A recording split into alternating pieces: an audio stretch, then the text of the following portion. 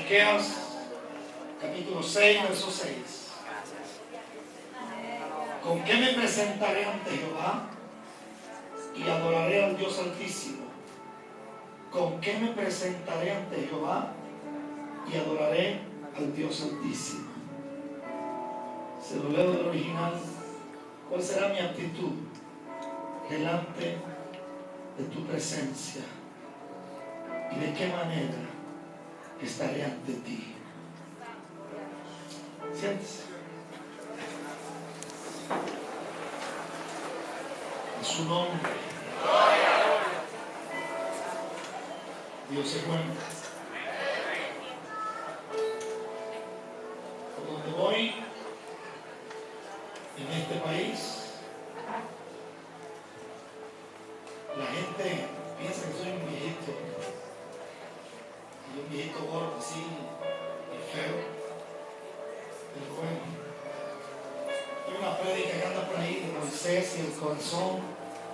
Una cosa que se prediqué hace 7 años del pastor Aquiles.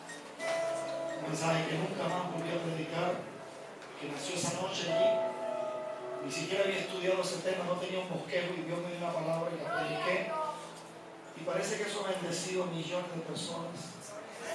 Porque esa prédica me abrió puertas en 70 países. Y acabo de cumplir la nación número 90 donde Dios me ha llevado. Y no sé, tanta gente tocada por Dios con esa palabra y otras más.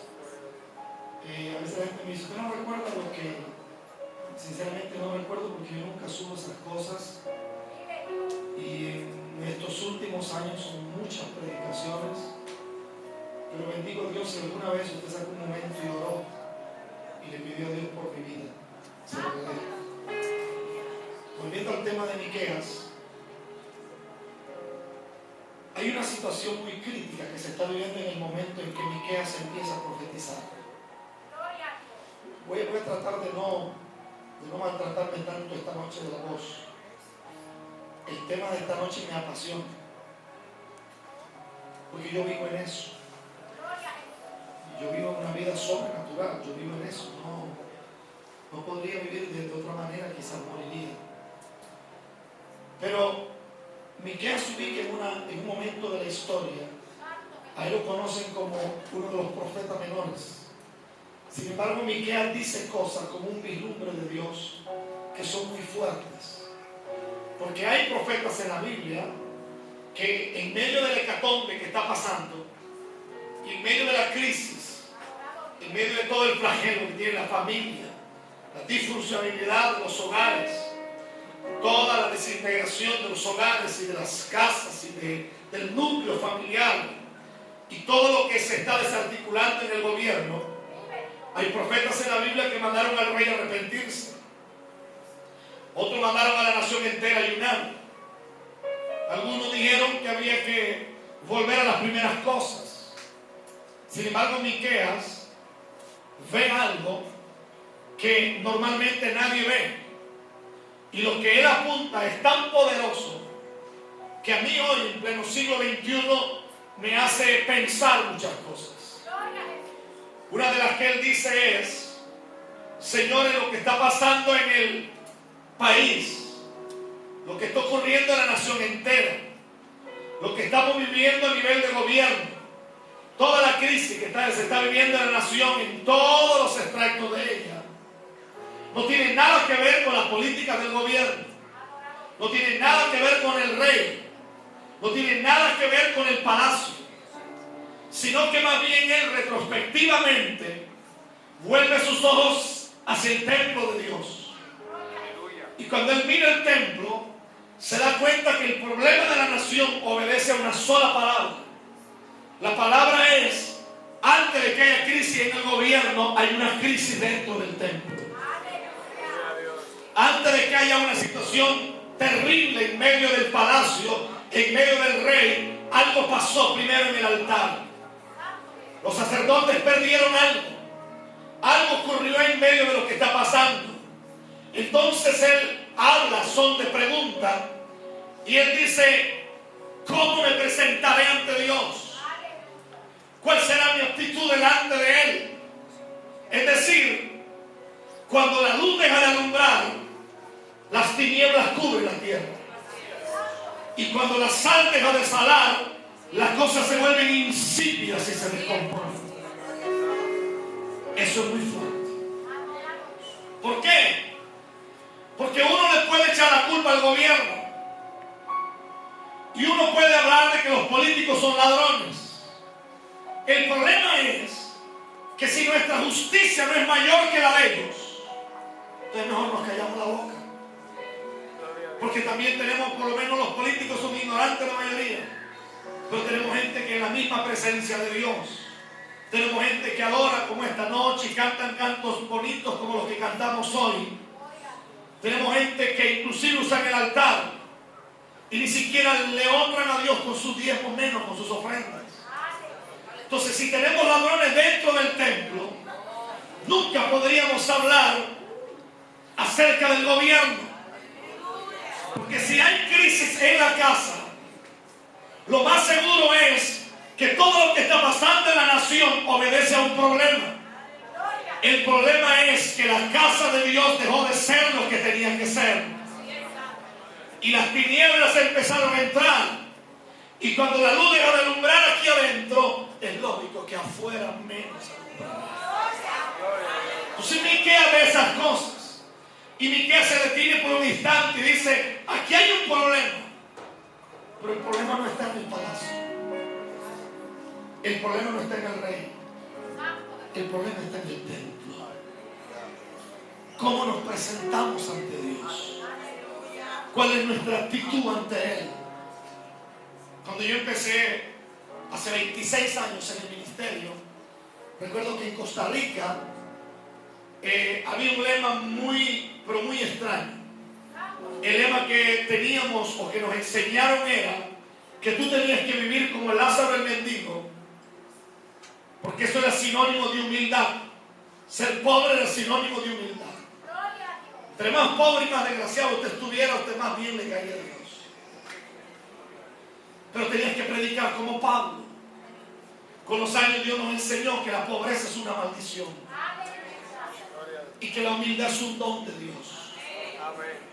Yo recuerdo la primera vez que mi pastor predicó. Yo nunca había estado dentro de un servicio como el que fui ese día, y recuerdo escuchar al hombre de Dios decir la siguiente palabra. Él dijo, hermanos, Dios me habló y por eso voy a predicar esta noche. Por ende, cada vez que yo miré a algún líder de nuestra iglesia hacer uso del altar de Dios, la mayoría de veces que yo les escuchaba hablar, todos decían, Dios me habló. Y a mí ese tema me causó una necesidad muy grande de poderlo estudiar. De repente tengo la oportunidad de estudiar a nivel superior, y hace unos 3 años atrás quizás tengo la oportunidad de terminar un tercer doctorado en filosofía bíblica en una universidad muy importante en los Estados Unidos. Y cuando voy a defender mi tesis ante 37 decanos, recuerdo que el tema que yo había tomado era oyendo, escuchando correctamente la voz de Dios. Y duré 1 año preparando la tesis. Tuve la ayuda de 5 amigos míos, personas que amo mucho, de 5 agencias misioneras. Y ellos están diseminados en diferentes partes del mundo. Y me ayudaron sin pedir un centavo. Y durante 1 año se entrevistaron alrededor de 230,000 personas en 5 continentes. Se le hicieron las mismas 17 preguntas a todos. La primera pregunta era, ¿has escuchado algún día la voz de Dios? La mayoría de gente decía en el instante, sí. La segunda pregunta era, ¿cómo es la voz de Dios? La gente empezaba a pensar. La tercera pregunta era, si estuvieras delante mío y yo te hablara, explícame cuál es la diferencia entre mi voz y la voz de Dios. Cuando íbamos por la 8ª pregunta, la gente no sabía qué decir. Después de 1 año, cuando viene toda esta gente y se reúne, y tuvimos una reunión y empezamos a tomar y analizar y sacar balances, yo caí de rodillas en una esquina, porque me di cuenta que según nuestra estadística, el 99% de la gente que va a nuestras iglesias jamás ha escuchado la voz de Dios. La gente supone oír la voz de Dios. La gente piensa que oyó la voz de Dios. Hay un hombre en la Biblia llamado Daniel, que la Biblia dice que oyó la voz de Dios y estuvo 3 semanas en cama. Si hay un pecado que Latinoamérica tendrá que responderle a Dios un día, es por un montón de gente loca que dicen así dice Jehová cuando Jehová no ha dicho nada.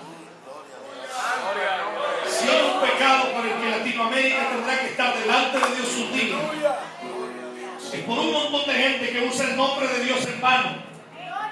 Por eso un demonio de este tamaño se le ríe en la cara. Y por eso un mugroso diablo como el que hay se le burla. Y ante la menor tentación caen redonditos. Porque para usar el nombre de Dios uno tiene que tener la boca limpia, hermanos. Y cuando yo miré todo eso, empecé a temblar. Porque la gente piensa que oyó a Dios.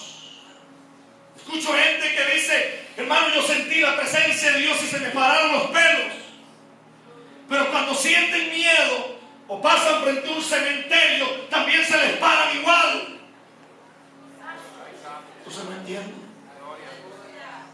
Porque tendría que haber una diferencia muy grande entre lo que es Dios y lo que son las tinieblas. Tendría que haber algo que sea totalmente marcado. Saulo de Tarso, dice la Biblia, que se topó con Jesús. Y la Reina Valera dice que cayó al suelo. Pero la Biblia cantera no dice que cayó al suelo, dice que se murió. Juan dice que cayó cuando oyó la voz en la isla de Patmos, pero la Biblia cantera dice que Juan cayó muerto. He escuchado gente que dice, hermano, es que la presencia de Dios es tan sabrosa. Discúlpeme, yo no creo en eso. La presencia de Dios no es rica. La presencia de Dios es terrible. La presencia de Dios te mata. La presencia de Dios, si robas, no robas. Si mientes, no vuelves a mentir. Porque la presencia de Dios es una irrupción de los cielos sobre la tierra. Es imposible que un hombre que se haya topado con la presencia de Dios haga cosas que no honren a Dios. Eso es imposible.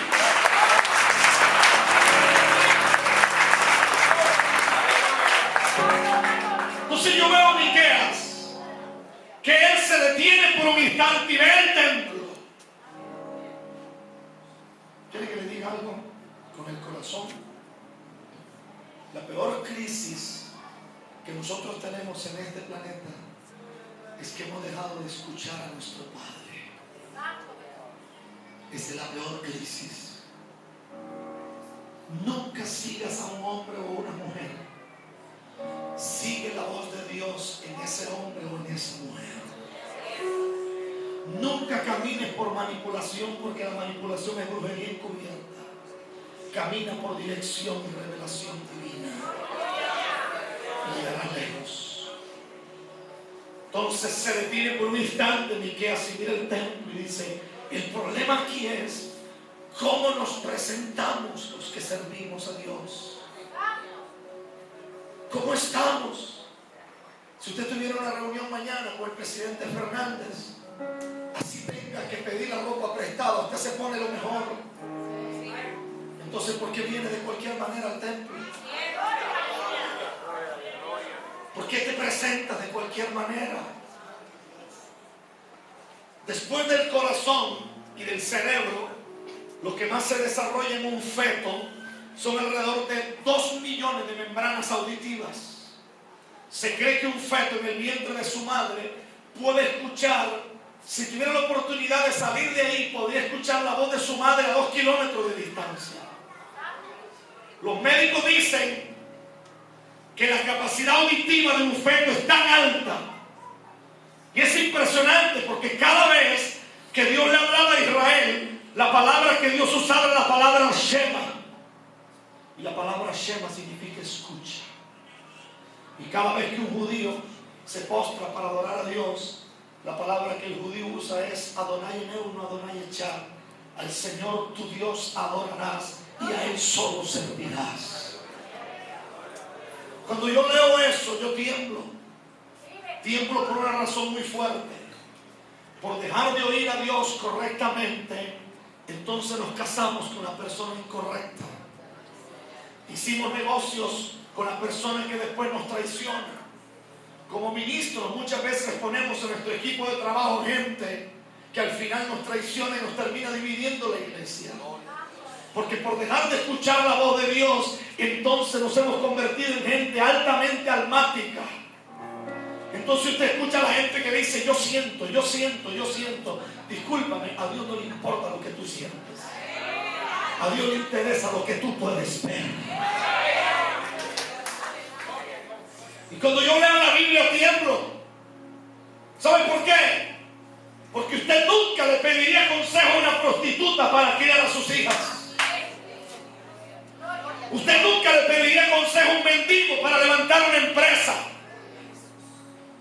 Señores, no hay nada más grande que el mensaje de este libro.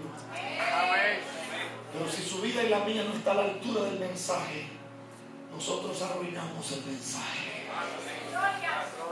Porque hay gente que no da fe, hay gente que lo tiene lástima. Lo repito, si no estás a la altura del mensaje, nosotros arruinamos el mensaje. Porque hay gente que no da fe, hay gente que lo quiere lástima. ¿Está aquí todavía? Ahora empiezo. Abróchese los cinturones.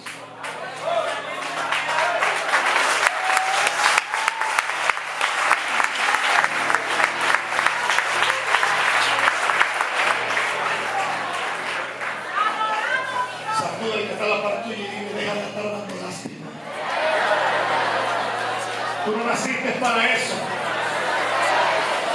Ya me cansé de verte como vives. Yo te ordeno que te levantes de donde estás ahora. Te ordeno que hagas algo.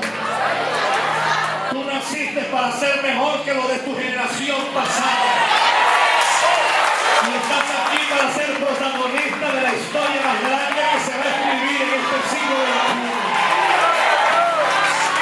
Dios no ha planeado tus fracasos ni ha planeado tus desgracias, pero sí le saca provecho a ellas porque son parte del proceso por el cual tú serás moldeado.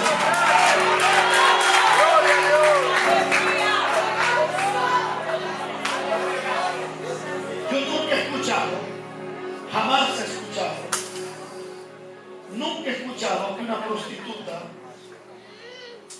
se siente con el rey Juan Carlos o se siente con los reyes de Inglaterra. Nunca he escuchado eso. Porque sin poner un calificativo sobre nadie, sin tratar de minimizar la persona de nadie, se supone que la gente muy importante solo se mueve delante de gente muy importante.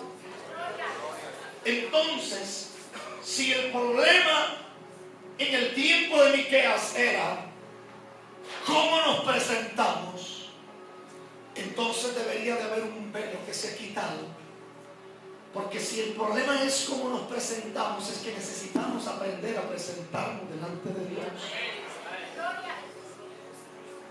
Ahora escuche, voy a hablar de principio durante un rato.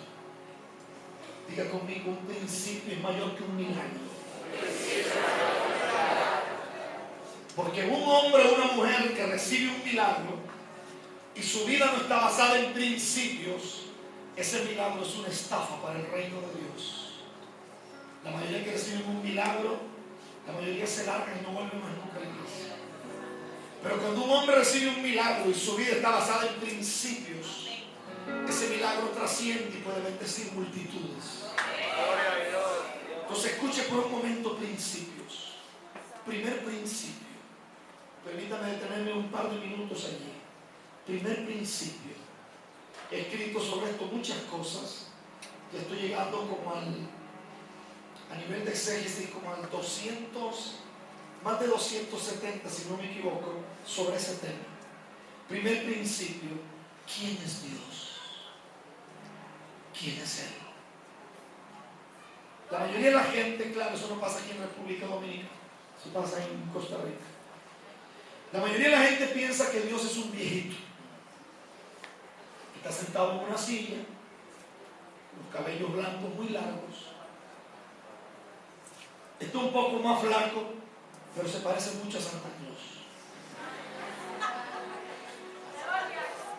Uno se pregunta quién es Dios, quién es Él, cómo es Dios. Porque Isaías 59 dice que el brazo de Jehová y el oído no quiere decir que Dios tiene brazo ni tiene oído. Dios es un espíritu. Y solamente un par de veces en la Biblia Dios tuvo una teofanía, que es cuando Dios toma forma humana. Pero si usted examina la Biblia, toca ahí, por favor. Cuando uno va a la Biblia, uno se pregunta ¿quién es Dios? ¿Cómo es Él? ¿Será que Dios habla? La mayoría de la gente en las iglesias, no aquí, porque eso no pasa aquí, pero la mayoría de la gente en las iglesias ni siquiera sabe cuánto es Dios, cuánto es Jesús o cuánto es el Espíritu Santo el que les habla. Es más, a veces no saben ni cuándo es el diablo el que les habla. Y algunos creen que la voz del diablo es la voz de Dios. Por eso usted lo escucha hablando tonterías. ¿Quién es Dios? Lea la Biblia y se dará cuenta que Dios no es Jehová. Dios no es Siquem. Dios no es Ra. Dios no es Shalom. Dios no es Nisi. Dios no es Sabaoth, Ra o Rafa, o Jireh, o Shaddai, o Shalom. Esos son los nombres de Dios. Usted dice Dios es amor, esa es su naturaleza. Dios es poderoso, ese es su carácter. Pero ¿quién es Dios? Porque Dios ni es solo nombre, ni es solo naturaleza, ni es solo carácter. ¿Quién es Él? No sé si usted está listo porque le puede dar una diarrea mental con lo que voy a decir.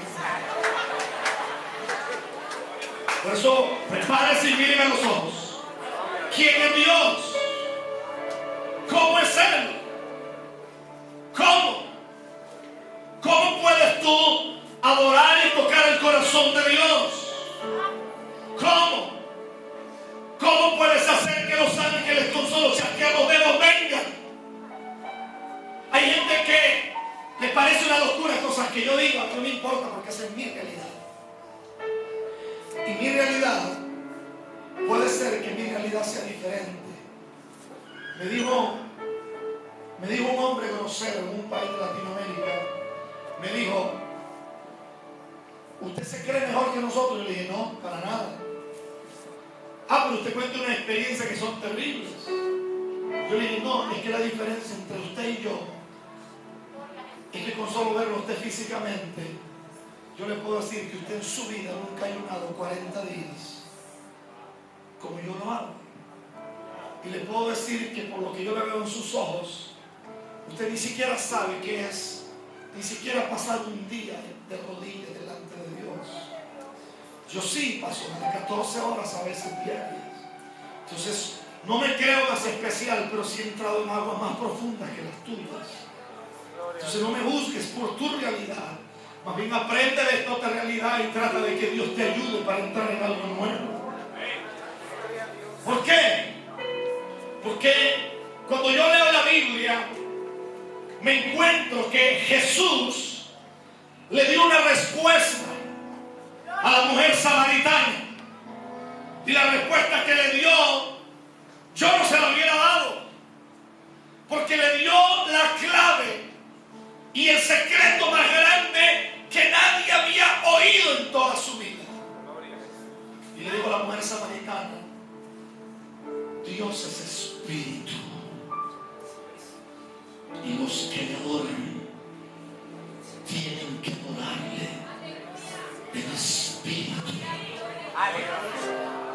¿Cómo se adora en espíritu? ¿Será que si usted pone las manos así, pone la carita así de medio lado? O gente que le dice a uno, hermano, dispóngase, dispóngase. Yo nunca he entendido cómo hace uno para disponerse. ¿Será que si uno dice aleluya, aleluya, aleluya, aleluya, entonces se dispone? ¿O será que si uno cierra los ojos y empieza a pensar que el gato y el gallo ya no están y que el marido ya no bebe alcohol? ¿Será que uno yo nunca he entendido cómo es esa cosa de que uno se puede disponer? Yo nunca he entendido eso. Me gustaría que alguien me lo explique esta noche porque yo no lo entiendo todavía. Entonces Jesús le dice a la samaritana,